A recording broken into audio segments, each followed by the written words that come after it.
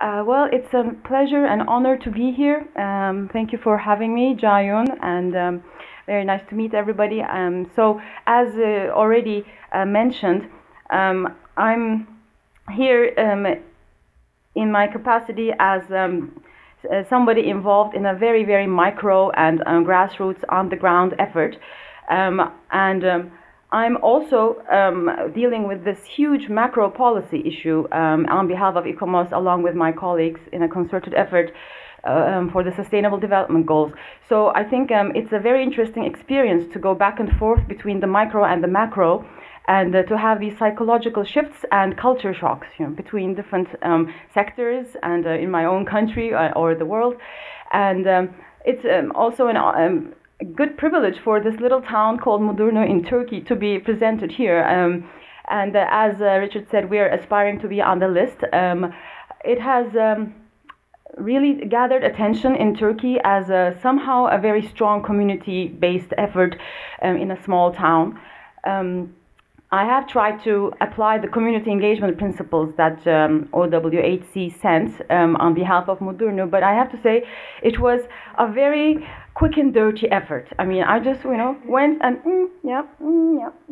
I mean, I have to say that it was a very preliminary first exercise, and I don't really claim that it's scientifically, very kind of robust at the moment, but I think it's also valuable when you do it a bit intuitively and seeing, for the first time and not getting too much into the nitty-gritty of it. So I will present to you what we've been doing over the last 3 or 4 years in Mudurnu, and then evaluating it, testing it against those points, the table in your principles document. So we'll have a look at the heritage of Mudurnu and what we've been doing for protection and management, as I said, and then the actual management plan, which I've drafted for the municipality. How I got involved in Mudurnu is it was one of my case studies for my PhD dissertation in the early 2010s, which was on urban conservation projects and governance. So I was looking at stakeholder interactions and processes where there were cooperation or conflict, different kinds of relationships.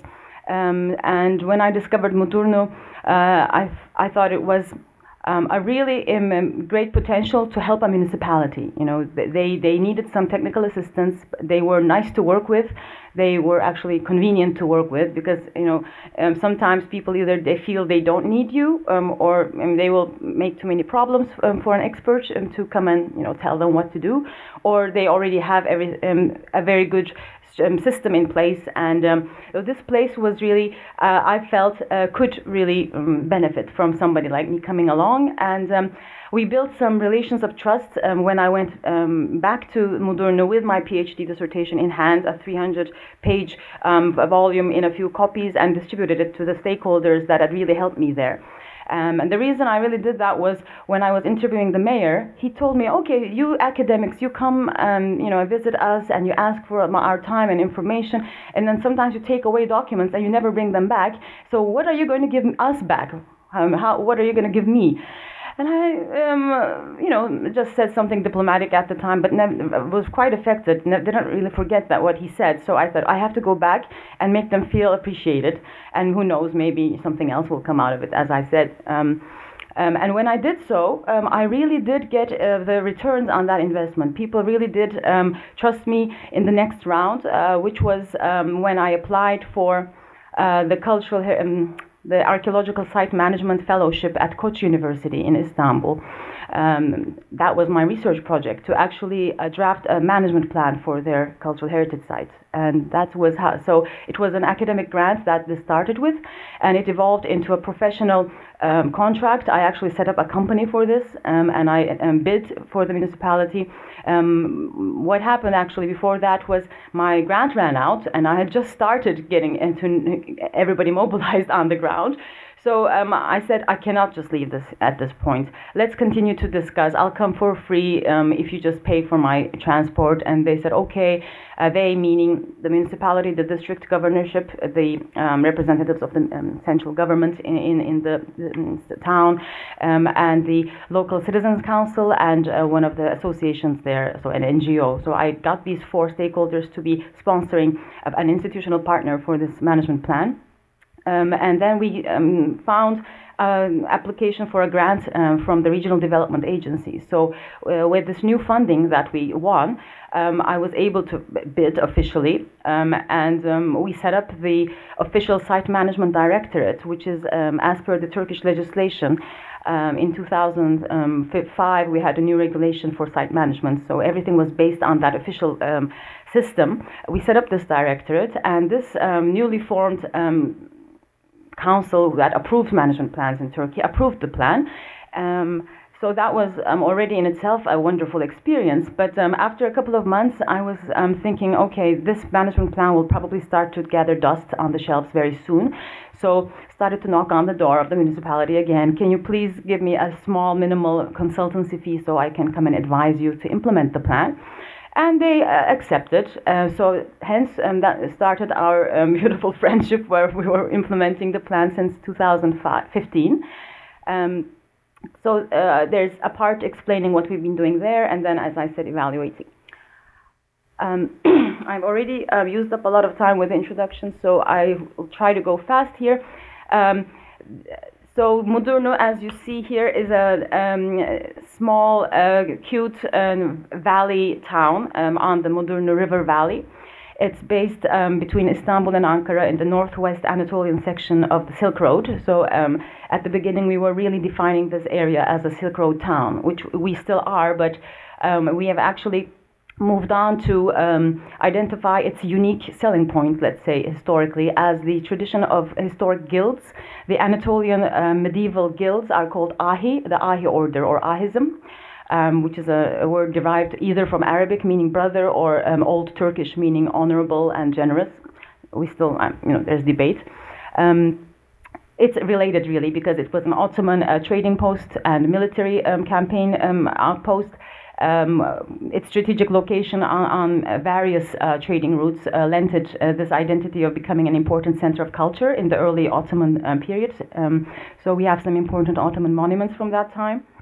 It's also set in a very foresty, mountainous region of Turkey. It's quite popular for nature tourism, recreational tourism. And the different kinds of layers that we identify. This is basically a whole exercise implicitly, I believe. So I'm quite proud to know that from the beginning we've been identifying the different aspects of the integrated, heritage environment here. So nature, quite strong assets there, archaeological heritage from the late Roman antiquity times, early Ottoman, mid-Ottoman monumental architectures like the Yildrum Bayezid Mosque, the Kanuni Sultan Süleyman the Magnificent Mosque, and other hammams, lesser tombs of saints, etc. The later Ottoman and Republican transition time industrial heritage, we have some important buildings like the tannery and the old electric plant. Most importantly, really, is the Arasta, the bazaar, which is where still the commercial activity of the town continues. And this is really also the crux of our World Heritage Site nomination, where the Ahism practices are very strongly practiced. There is a merchant's prayer that has been going on continuously for about 7 centuries. Every Friday, weekly, the merchants line up the streets, pray together, as per Ahi rituals for fertility, and any new shop that opens on a Friday after the merchant's prayer. So everybody blesses that shop for good, profits. There is a strong culture of solidarity where traditionally the craftsmen who work standing up, like ironsmiths, they sit down to pray, and craftsmen like tailors who sit down to work, they stand up praying. So it's a kind of empathy. So these kinds of things, it's very strong intangible heritage, but it does have spatial connections in the Arasta as well. There's also amazing timber residential architecture. Some of the most iconic Turkish Black Sea timber houses are here. This one, particularly at the left bottom, is amazing Baroque Anatolian mansion. I think the only one of its kind, perhaps. So these are, all, of course, presenting a lot of issues of maintenance, of abandonment, inappropriate little alterations, which have been addressed for a very long time. This place has been declared a conservation site in the 1990s, and there were single parcel designations for cultural property since the 70s. So they have really gotten used to living with a conservation site, which covers most of the settlement, actually, the historic center. Yeah. Here's some more examples. The intangible heritage elements, not just the eyes. You see the merchant's prayer there. I think I can show you there, yeah. Lots of maiden needles, needle embroidery, crafts, gastronomy, photography, music we have, and in spiritual practices like prayers where charity bread is distributed annually. So this was just a diagram we used to show all the the multiple aspects of the region and the town together, which was the basis of the nomination. I shouldn't dwell too much on the nomination, but it's interesting to say that in Turkey we have been noticed as a place also because what happens usually is the national site management legislation is applied to a place only when UNESCO designation is up, for discussion. We did not think of UNESCO inscription at the beginning. We just did it for the sake of really economic revitalization, because this place has suffered greatly from the 2001 economic crisis in Turkey, where the poultry industry, which was huge there, has suffered great blows. There were immigration. The population, which used to be about 20,000 in the 19th century, had already gone down throughout the 20th century to 7,000 or so, district center, the town. After that, it was 5,000. There was psychological depression and physical depression as well. So they started to actually search for new ways of revitalizing the economy through cultural tourism. So this was the motivation, really, not just UNESCO inscription. And that came soon after, really. But I think that provided us for the good base for the nomination. So, just a second. I think the file has not been saved in its last version, and this is like a few minutes before I thought I was saving, so some things are still in Turkish. Sorry about that. Which means that I might not be able to show you I'm very sorry. I think we might be missing the maps of the nomination. I don't think we should really deal with that technical problem now. I'll just explain quickly. In 2015, we got on the tentative list, and in 2017, in January, we started to discuss with the ministry the possibilities for actual nomination file preparation, and that went well. We were also having some consultation meetings locally about whether or not to do this. And we started to prepare the file this spring, and just sent it to UNESCO World Heritage Center for the September evaluation. And hopefully we will be submitting in this coming 1st of February. It's basically transformed since 2015 into a serial nomination. Basically, the Arasta and its close in urban environs, part of the conservation site, is component 1. We have a tannery related to traditional crafts practices, Ahizm tradition, component 2. And we have a mosque in a village nearby, component 3, which has associations with a medieval Ottoman commander who settled in the region and brought a lot of Ahi groups to Mudurnu. I mentioned already the efforts since the 1970s. And so once this new interest in cultural tourism emerged, what the local people did, the local thought leaders, opinion leaders, the officials, and some of the townspeople, kind of an informal ecosystem of stakeholders, they came together to start this project called 3T for Tourism, Tekstil, Tarım, so tourism, textiles, and agriculture. And they started to do some renovations and conversions into boutique hotels, some public realm beautifications, and they started to apply for the ministry grants for historic building restoration projects and implementation. And that's when I was discovering in my PhD this interesting activity going on in Mudurnu, and it's still continuing. And they've also joined up with the Silk Road Municipalities Union in the region. And then the site management plan came along. There are some risky developments that need to be kept in mind, as well as abandonment and lack of resources, investment. There is over-investment threats as well. There is this expectation of tourism that will go into a boom through the thermal resorts. This is an earthquake-prone seismic region, which means there are lots of thermal springs as well. Some of these things you can immediately discern something wrong with the architecture not being quite in keeping with the local character, fantasy design catering to Gulf tourists. So thankfully it's not very near the center. This is the city center, and this is where that's happening. So it's far enough for us not to panic, but I'm just waiting for the whole investment to flop, which I know it's not going well. Sorry to be a bit blunt about these things. There are a little bit nicer, more sensitive treatment types of resorts here, but what the management plan is emphasizing all the time is,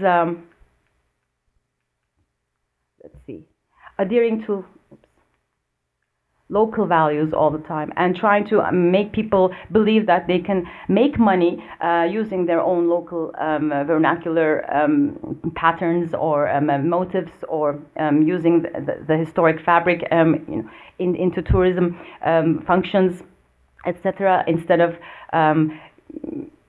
catering to these fantasy new developments here. So I like to use lately this particular image to show our site management activities, because we have a lot of different institutions that have helped us along with small sponsorships or facilitating various projects, and hopefully this will just continue to fill up the page, I like to say. A lot of public bodies, some private sponsors, some NGOs, universities.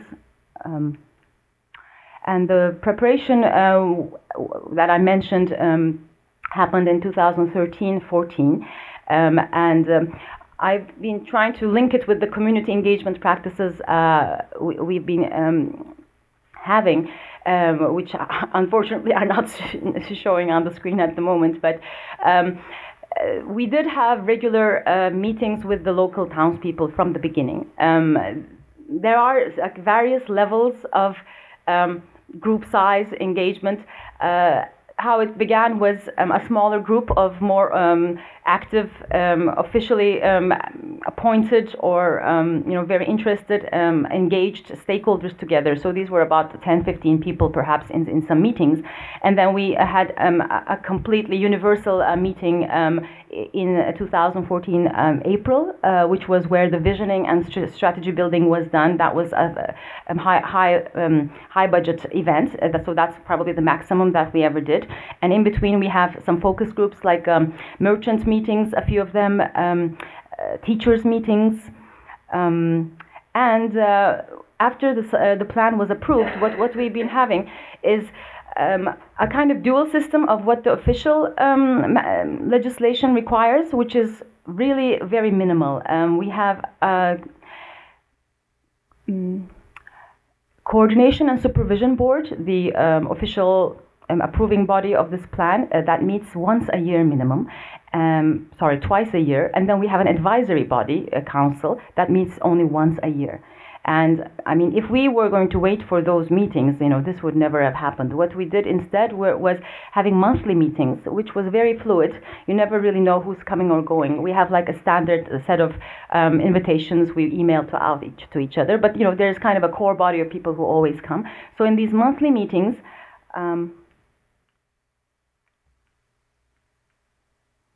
I'm skipping over this plan content because I think I'm too slow, but this is our vision, our principles, the site management boundary, which is very wide around the actual urban conservation site, to actually also take into account the valley silhouette, so it's treating it as a landscape really.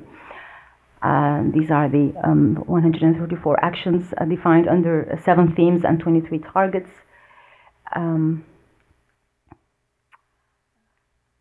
What I was saying before that, the monthly meetings. So this is the kind of meeting that we have monthly, and while I'm here, I could talk about the branding and the public outreach communication efforts we have, the website, Facebook, bulletins.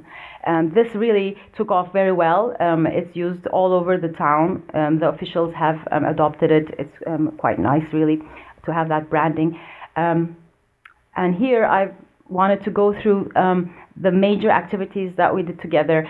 I think community engagement, one form of it is really to get people on board for a common project, a common aim, some like pieces of tangible little projects, and people can be more galvanized when you have a very kind of short-term and shared aim that excites people. I think whenever we found such a project, I think it went a little easier, I would say. So this is things that done under management and organizing, the UNESCO effort. We really took advantage of the Istanbul session last year, the 40th World Heritage Session. I was supposed to present this right after, the day after the coup happened, so we never got to really present this. This was ICOMOS Turkey and UNESCO Turkish National Commission panel on site management. We were going to be one of the case studies there. So annual work programs, the development plan is being revised, the conservation plan is being revised. This is a very high-profile photographic exhibition and book that we produced from the 1920s. Various documentation projects and city archive, digital archive. ICOMOS Vernacular Architecture Committee, SIAV, is the sponsor or kind of partner of the Vernadoc camps, the vernacular architecture documentation camps that go on around the world since about 12 years. So we did the first Turkish Vernadoc in Mudurnu. This is a museum for Ahism that we opened in the Arasta. Other conservation and hotel conversion projects, some public realm and transportation projects, tourism, promotion, visitor management, European Heritage Days.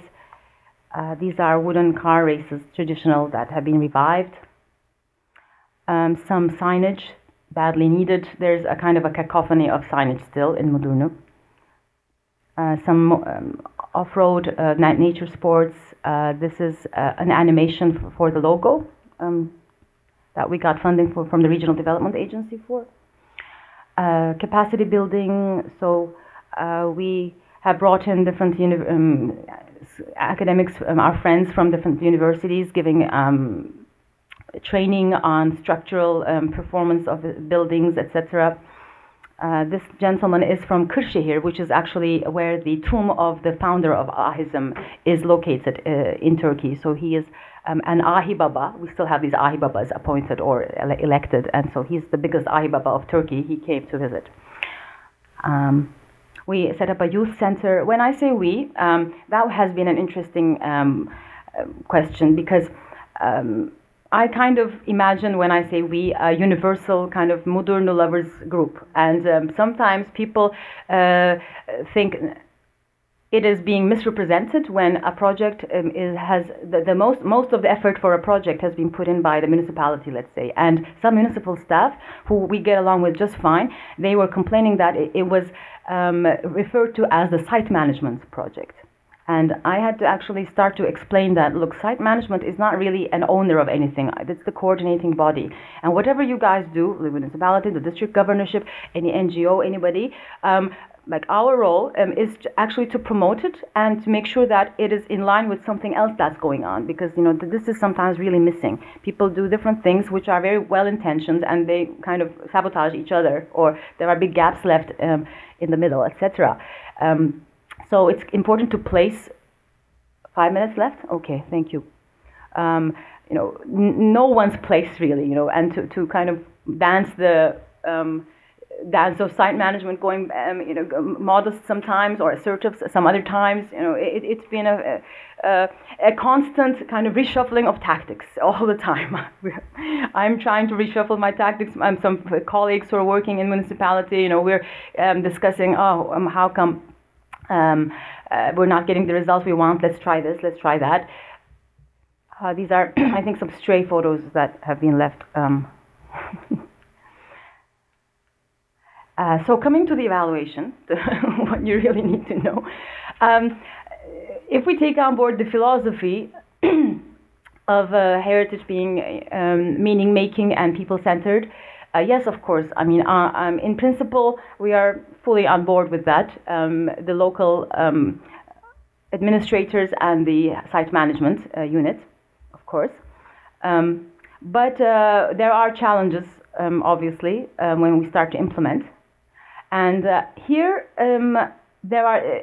I've put in the performance evaluation I mentioned for each of those headings: the overall foundation and, you know, context setting, etc.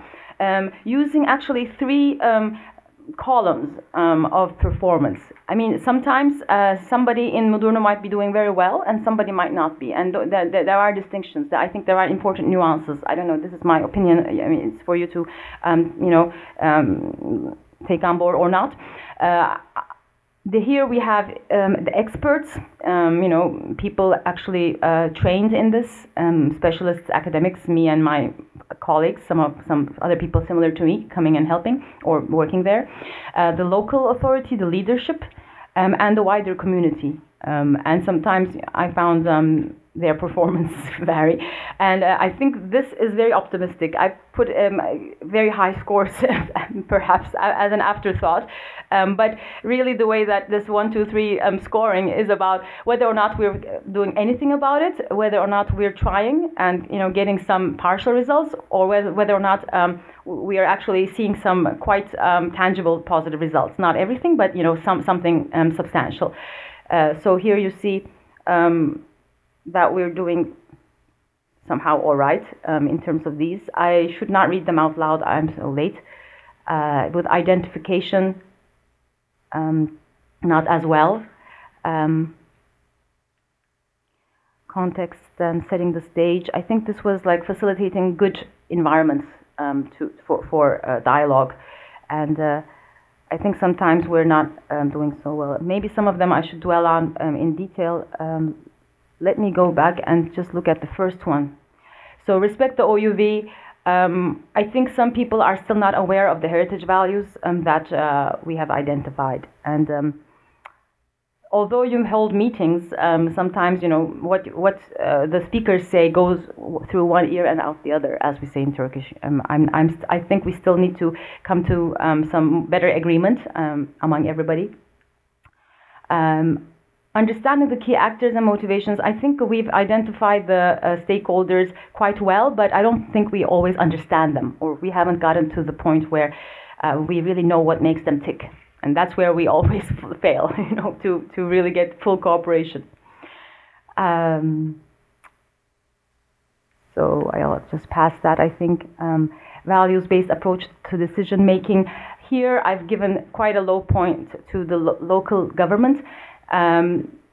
Because even though we do hold meetings that are allowed and kind of endorsed by the local government, sometimes inviting some stakeholders is frowned upon by the mayor. We've had arguments with the mayor several times about inviting some NGOs who have been too vocal about municipal projects.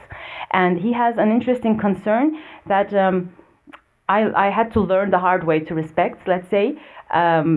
I'm very lucky to be very respected there, by the way. I mean, one little expert coming in and saying, I want to do a project for you. Now I'm kind of the major advisor of the mayor. We're on WhatsApp joking levels, you know, by this time. But he doesn't like the way that I'm holding transparent meetings sometimes, because some projects of the municipality are sabotaged by political rivals. And it is a very politically kind of turbulent area. I mean, all over Turkey, it's still relatively possible to collaborate among different parties. You know, you have AKP, CHP people in our project groups, but sometimes he feels very concerned about the wrong people knowing about projects too early. So I've had to kind of adjust the transparency, let's say, of what's being discussed in some of our meetings. What else? Monitor and adapt processes. Oh yes, I mean, as I said, we're adapting our processes, changing the way that we're announcing meetings sometimes, changing the invitees groups, or you know, something that I think I have to learn to change better is the language of communication, because a lot of times people tell me, that was a wonderful meeting, but nobody understood what you were saying. I'm too technical, too academic, really. And the way to overcome that is to explain the next person over who does understand your language, but who's like a retired teacher, 2 minutes, or an amateur history researcher who does have the same concerns, but who also knows the local people, and who he can speak in the local dialect, he can make the right references that I can't. And so using these middlemen to explain some of these very technical concepts of ours. In summary, I think shared leadership is a huge, ambitious goal we will not attain in the very near future. We have tried to get everybody involved beyond consulting, I would hope. In terms of collaboration, sometimes some stakeholders really take a stronger role. I think collaboration is sometimes quite strong. And in conclusion, really, we're in the middle of this journey, and we have many challenges. And after so many meetings, still encountering people who really don't care much about culture, tourism, not only among some of the merchants in the Arasta, but in the municipal staff. That is really very heartbreaking, you know, and I'm like, wow. And once you really start to empathize with their problems of still having renewing the roads, still taking the electrical infrastructure underground, still waiting for funds from the ministry, you know, then what we do as, for example, a Chita Slow nomination or a UNESCO nomination, it seems too abstract. We would all agree they are wrong. It should be a priority as well, but they are just so used to thinking and entrenched in their concerns of, you know, kind of getting the physical environment or the basic services right, that sometimes it's just that it's too high for their vision, you know, to reach to these levels.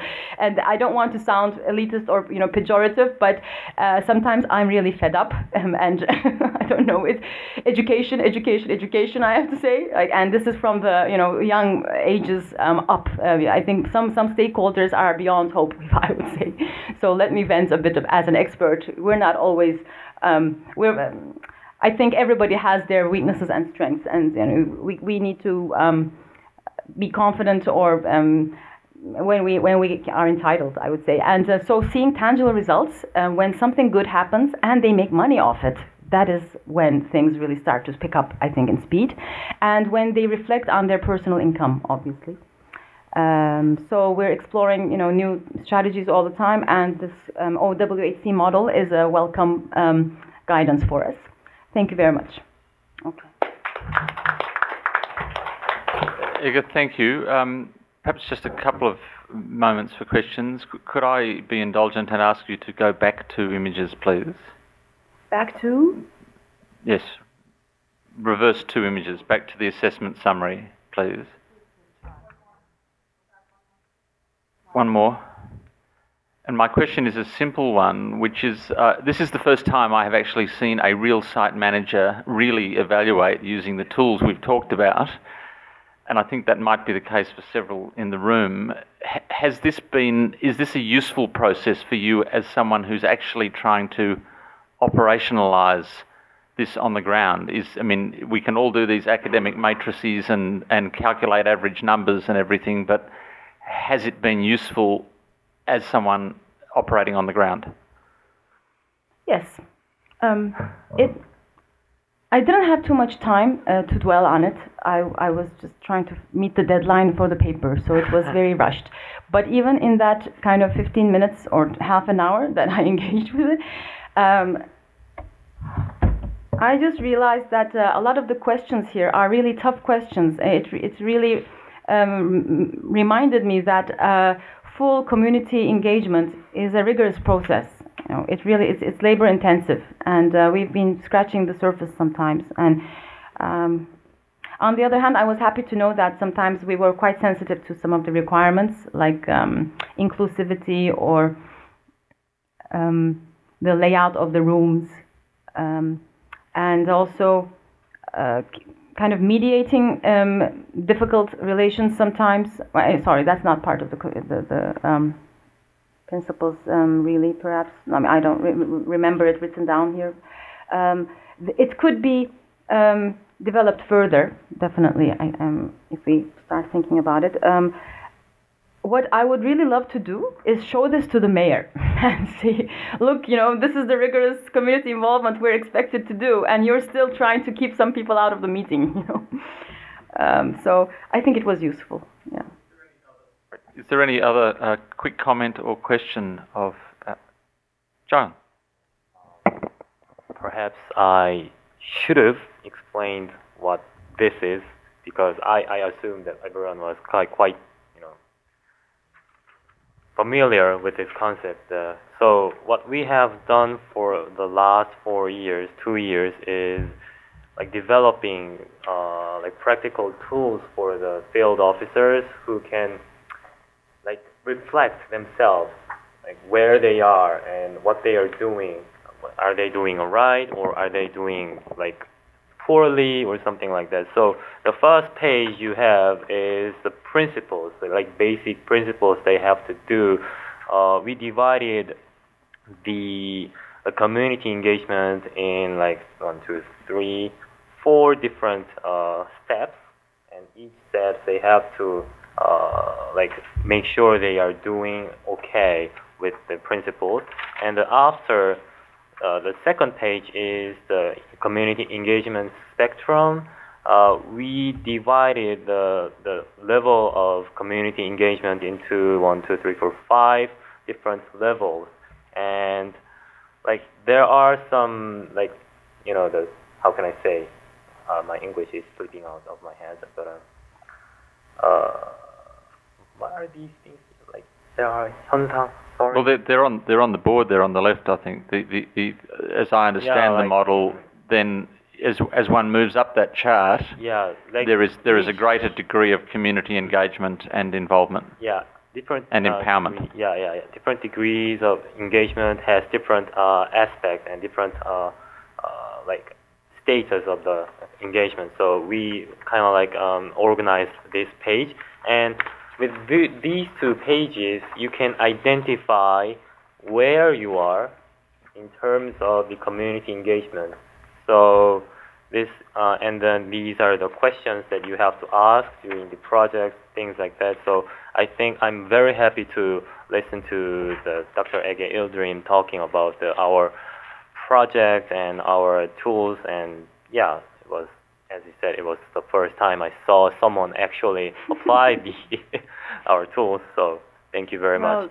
I'm very excited to be a pioneer in that way, Sven. Thank you very much. And I think we have one comment or question from Nils, and then we'll... Yeah, maybe a comment, because, I mean, you said, unfortunately, we have not been in leadership all over the place. I say, you don't have to, because, I mean, it's not one community. You have lots of communities in every kind of space. And I think, as you said, you have limited resources to involve and engage. You always have to have in mind. and maybe with some communities you should try to get to leadership, with others maybe just consulting is sufficient. I think this we have to be clear that we deal with different communities, and by that it does not mean everybody has to be engaged the same way. Yeah. This will never be possible. Actually, may I respond quickly? One of the slides I had prepared, which you couldn't see, is actually about some questions on who community is. Because yesterday in the youth forum, that question came up from one of the young professionals, like who do we mean exactly? Like the users, the people who live and work in the area.